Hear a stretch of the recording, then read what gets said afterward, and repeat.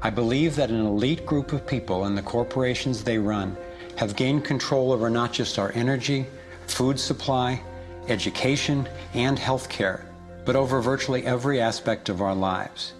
And they do it by controlling the world of finance, not by creating more value, but by actually controlling the source of money. When I followed the money, I found that it took me up the levels of a pyramid. Here we are at the bottom level going about our daily lives. Above us is government, people who are given a monopoly on force and use it to tax and control us whether or not we agree. But who controls them? At the next level are the corporations. Many would say that it is now corporations and not nation states that rule the world. They call it a corporatocracy. To acquire the world's resources and control the markets, this corporatocracy must have access to cheap money. The big corporations get their loans at special rates from the big banks, which means that those who control the major banks, the moneyed elite, ultimately control the corporations. As I've followed the money, I've learned that almost everything I once believed about money is simply not true. It's interesting how few questions we actually ask about very everyday things, like when we go into a bank and we ask for a loan of, say, $50,000, £50,000, what actually happens? You see, most people live their lives based on a kind of vague image of what happens. What actually happens is you ask for £50,000, they type into your account £50,000. That's all they do. They don't mint any coins, they don't print any money, they don't move any precious metal anywhere. They just put £50,000 into your account on a computer screen. From that moment, you start paying interest on money that has never, does not, and will never exist. It turns out that banks actually have about 9 times as much money loaned out as they have on reserve in their vaults. This is possible because of what's referred to as fractional reserve lending. The way it works is that the Federal Reserve, or the central bank in any country, is legally allowed to determine the amount a bank must have on reserve. In the US, it's currently around 10%. So if you deposit $10,000 into the bank sets aside 10%, or $1,000, and then loans out the rest of your money. The way it works is, say another person comes into the bank and asks for a car loan of $9,000. At this moment, the bank loans out the $9,000 from your original deposit. It isn't there anymore.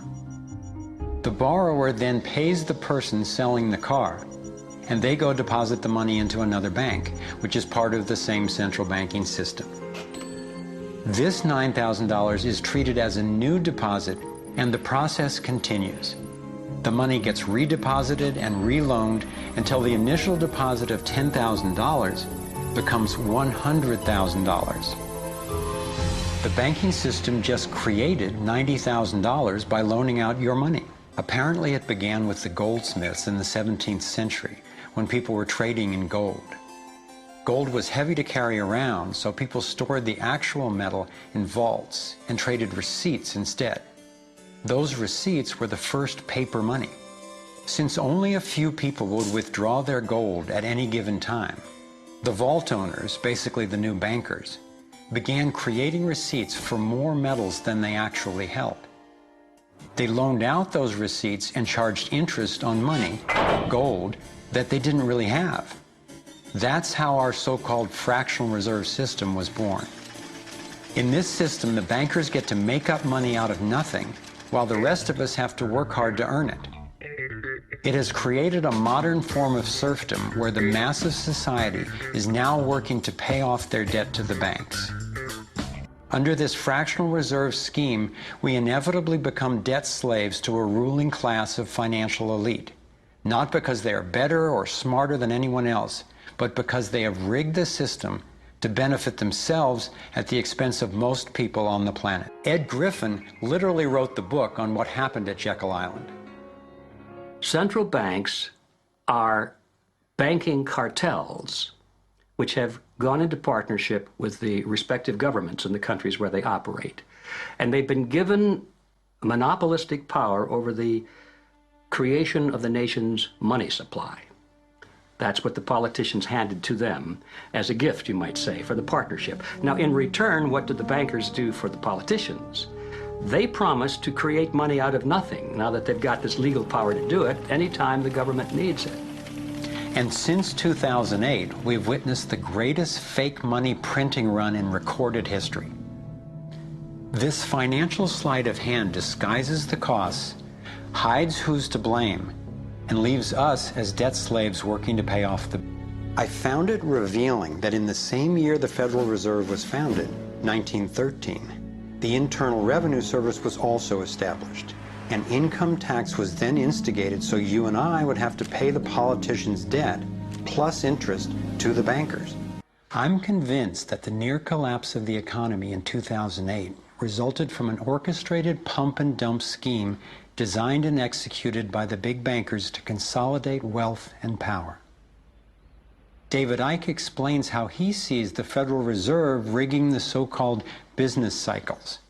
Stage one, it's like throwing a fishing line out.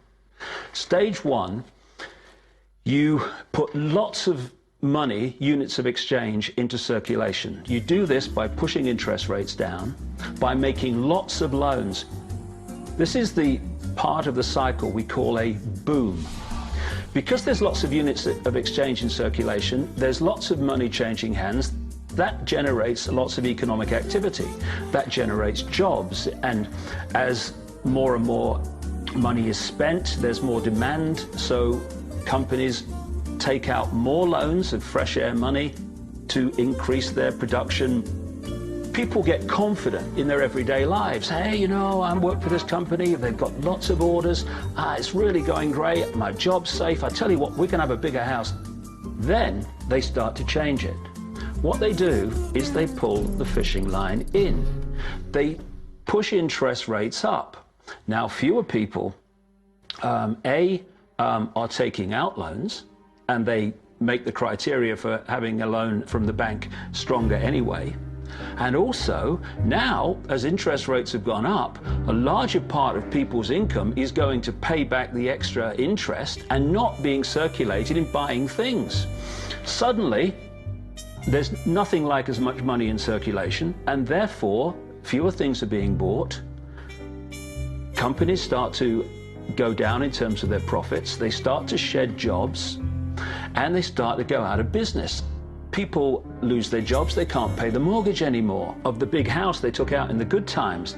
Now what the banks are doing is starting to reel the fishing line in, because as they go bankrupt, companies and individuals, the banks get the real wealth, the property, the land, the resources that they had signed to them for lending merely figures on a screen. Now, this economic cycle of fishing line out, fishing line back, lots of units in circulation, pull them in, has been going on for centuries.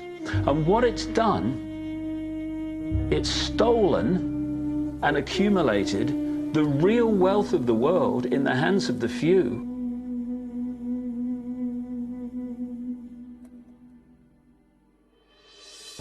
At the international level, central bankers use the World Bank and the International Monetary Fund to make more money while exploiting the resources of countries they lend to, bankrupting them in the process. The central bank of central banks is the Rothschild-created Bank for International Settlements.